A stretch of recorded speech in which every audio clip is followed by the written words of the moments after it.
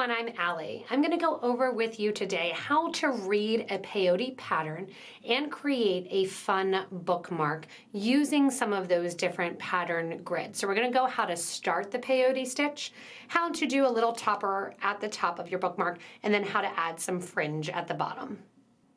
So looking at peyote projects, peyote is going to be based on like a brick wall type of a look. We're going to be going down the pattern from right to left to right to left and zigzagging back and forth. We're going to begin with our red beads at the top of the pattern here. The ones that are bordered in blue and are blank is just a way for you to see the start of the project. We're going to be continuing then, adding in the different beads as we work along that. If you want to, you can even write little numbers for row number 1, 2, 3, etc.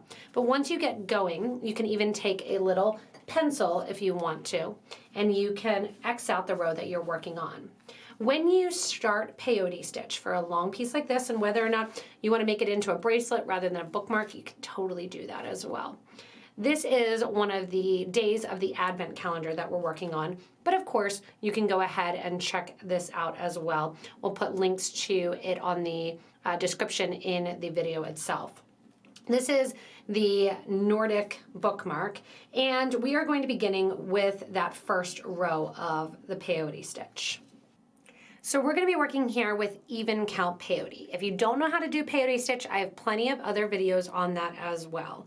But when we do peyote and we're looking at the pattern here, you're going to do the first 2 rows. You're going to look and kind of draw a zigzag line between the first 2 rows. So the bead sitting up there, that's 11 beads, and then the next row here that's going in between is the next 11 beads. So we're doing 22 in total. You can do odd count, but it's a little bit more difficult. So if this is your first one, we wanted to start you out with even. I have a stop bead, or a bead that eventually is going to come off the thread. If you want to leave yourself a lot more thread in there, you can have it an extra 20 inches. You'll be able to do your little loop at the top if you want to do that. I have 22 beads on, because again, it's those first 2 rows that we'll be doing. After this, each row will be 11 beads. From here, I am going to go in and do my next row. Looking and reading my pattern, my next row also is all of my cranberry colored beads. I have 1, 2, 3, 4, 5, 6, 7, 8, 9, 10, 11. That's going to go with a pattern then of 2, 1, 2, 1 that you're going to see as you're creating. I have those 22 beads on my thread and needle. I'm going to add another bead for row number 3. Skip over bead number 20, and we're going to sew through bead number 19, through bead number, this is 22, so it's going to be through bead number 20. We're going to turn this over, 21 rather, and we're going to sew through so we have that extra little bead there. From here, I'm coming out of bead number 21. I'm going to add a bead, skip over the next bead, and sew into bead 19. So we're always sewing into the odd count beads. Give a little pull, and you can see that kind of brick wall starting to happen. 2, 1, 2, 1. Add another bead, skip over the next bead in line, and go through bead number 17. So you're going to continue to do this the whole way down the line, noticing that you're having that 2, 1, 2, 1 pattern that's starting to happen. We have 3 beads on in row number 3. We're establishing row number 3 as we add these next 11 beads. Rows number 1 and number 2 were put on originally with those 22 beads. 3 beads go on. I have 11 more to add in the exact same fashion, and then we're going to get ready to read our 4th row of our pattern. As I add in bead number 11 here, my thread and needle are going to be coming out bead number 1. From here, I am going to go in and do my 4th row of my peyote stitch. So looking how it lines up with the pattern here, I'm going to look for that 4th row. Blue, blue, red, blue, blue, blue, red, red, blue, blue, blue, red. So you're going to look at that, decide what your beads are that you need to put on, and then look at those and start to add them in. You can, again, if you need to, go ahead and delete some of those beads, or not delete, draw through some of those lines as you're working with them. So coming out of bead number 1 here, I am going to sew through those 11 beads that I just added. I'm going to take my needle and thread and pick up my next bead, which is going to be 1 and 2 blues in a row. So I'm going to do a blue,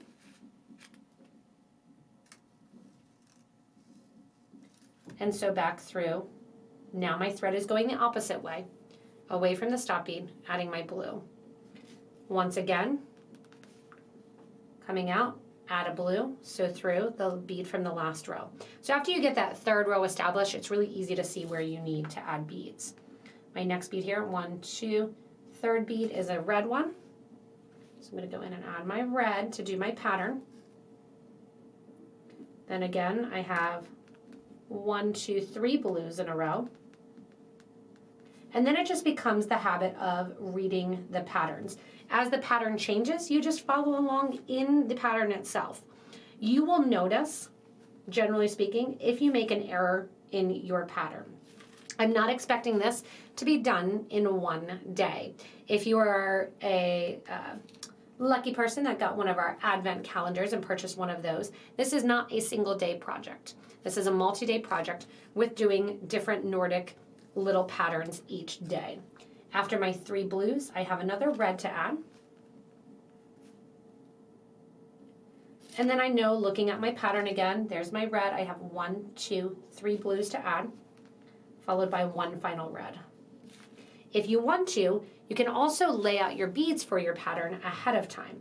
So you can lay them out and say, oh, this is row number 2, this is row number 3, this is row number 4, laying them out on your bead map. It's a little bit tedious at first, but then you don't have to look at your pattern very much. Once you're done row number 4, once again, you're going to turn around and start row number 5. When I look at row number 5, then I can say, all right, going in then to row number 5, I know I need a blue, then a red, then a blue, and so forth as you go in and build the design.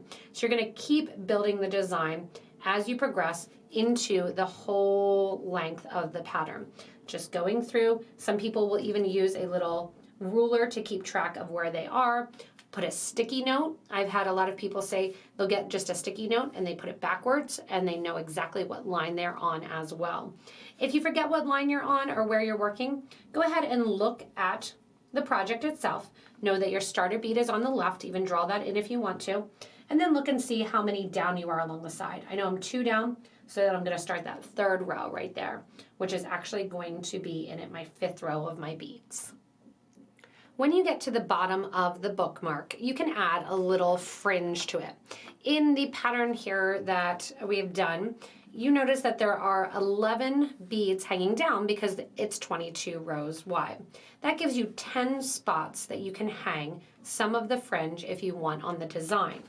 To hang the fringe, I'm coming out of the last row of my peyote stitch here, and I've gone ahead and gotten ready like I'm going to add my next row, but instead I'm just hanging out here waiting for the design to continue.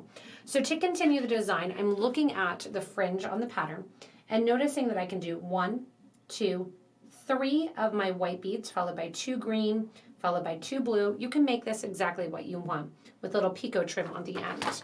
I also have, as I get to the middle there, some crystals to drop in as well. So here on the end between the 2 beads, how I'm going to add my fringe is that I have 1, 2, 3 of my white beads that I'm going to be adding. Then I'm going to go ahead and add 2 of my green beads. Followed by 2 of my green beads will be 1 and 2 of my blue beads. Followed by 2 more green.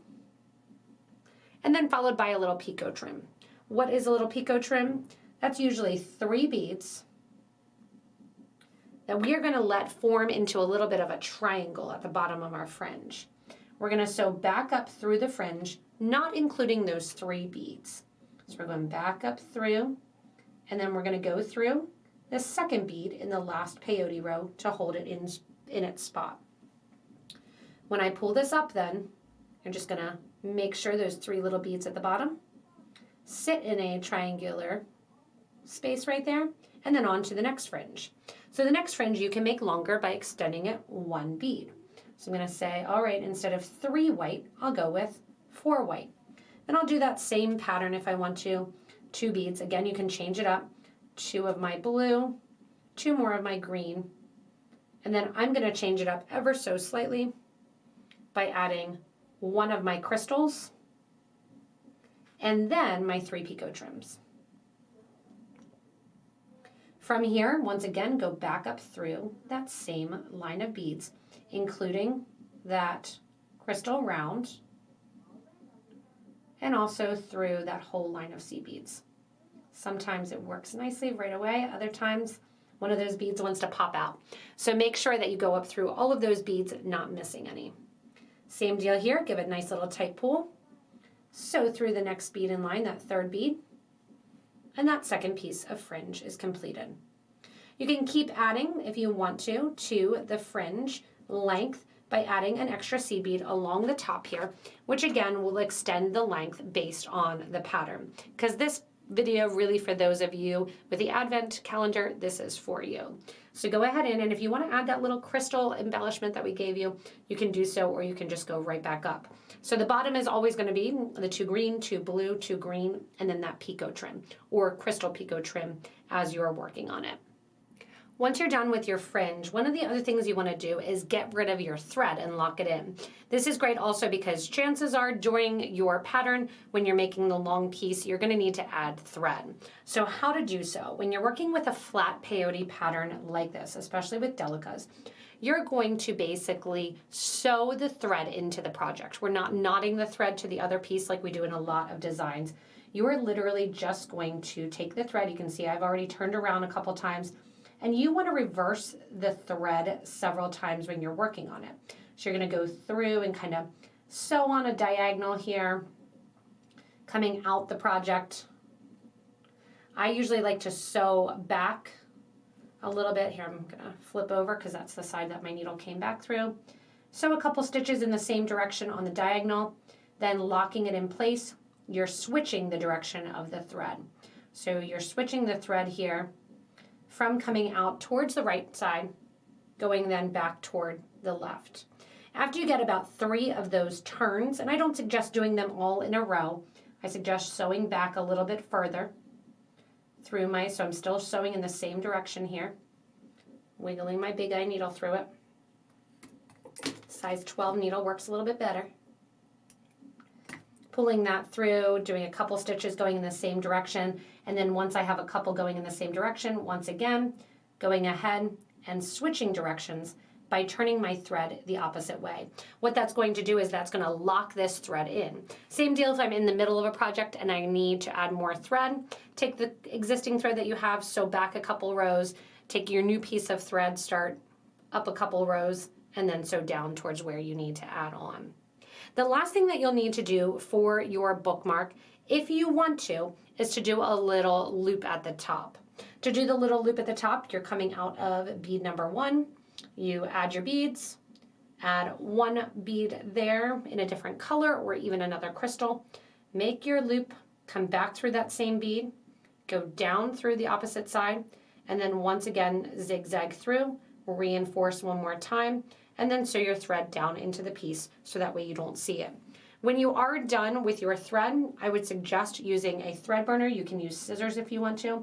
A thread burner is going to give you a nice way to really get that thread close and down to the project so you'll barely even see it as you finish up this fun bookmark. You usually have a lot of extra beads. You can make this longer and keep going with the pattern. And again, this is progressive, so it's not going to be something that you want to sit down and do all at once. It's nice to do this in little spurts, and you can make it kind of as long or as short as you want, changing up the pattern. Thanks so much for taking time out of your busy schedules to go ahead and join me in this video for this Nordic bookmark. Remember, you can really make it your own by changing up the pattern however you want. Change the fringe to be a little bit longer or a little bit shorter, crystals, no crystals, and even a different top if you want to, or no top at all.